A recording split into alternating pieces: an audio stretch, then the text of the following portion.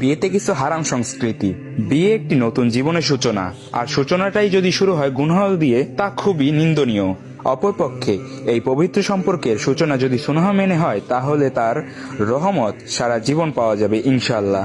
আজ আমরা বিয়েতে প্রচলিত এমন কিছু কুপ্রথা সম্পর্কে জানব যা আমাদের বর্জন করা উচিত।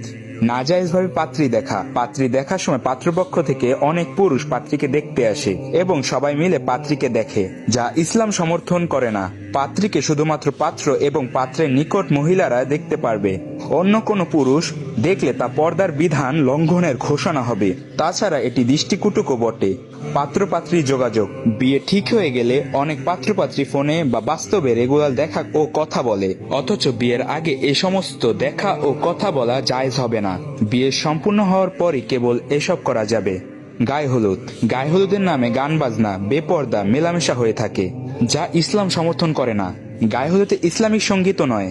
অনেক জায়গায় পাত্রকে তার ভাবিরা গোসল দেওয়ার প্রচলন আছে, যা অত্যন্ত গহিত কাজ।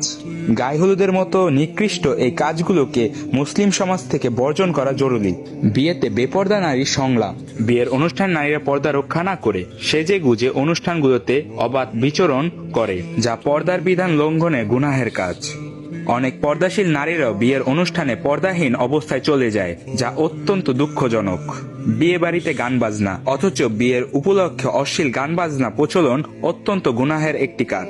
যৌতুক। ইসলামে যৌতুক নেওয়া জঘন্যতম অপরাধ। বর্তমানে সরাসরি বা আকার ইঙ্গিতে যৌতুক দাবি করা হয়, যা সম্পূর্ণ হারাম। উকিল পিতা।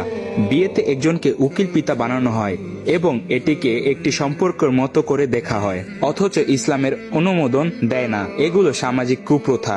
ছেলেদেরকে সোনার উপহার।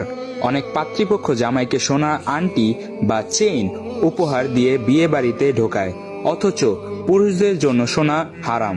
উপহার দিতে হলে অন্য কিছু দেওয়া যায়। শালিকাদের হাত ধোয়ানো। অনেক বিয়েতে জামাইকে তার শালিকারা হাত ধোয়ানোর প্রচলন আছে, অথচ শালিকার জন্য বোনের স্বামীর সাথে পর্দা করা ফরজ। অথচ এই জঘন্য কাজটি প্রকাশ্যেই করা হয় এবং সবাই ব্যাপারটিকে হাসি তামাশা হিসেবে নেয়। পায়ে ধরে সালাম।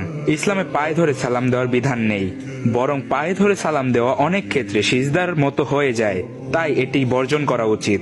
সালাম দিতে আসসালামু আলাইকুম বলা উচিত। মুশরিকদের অনুকরণ।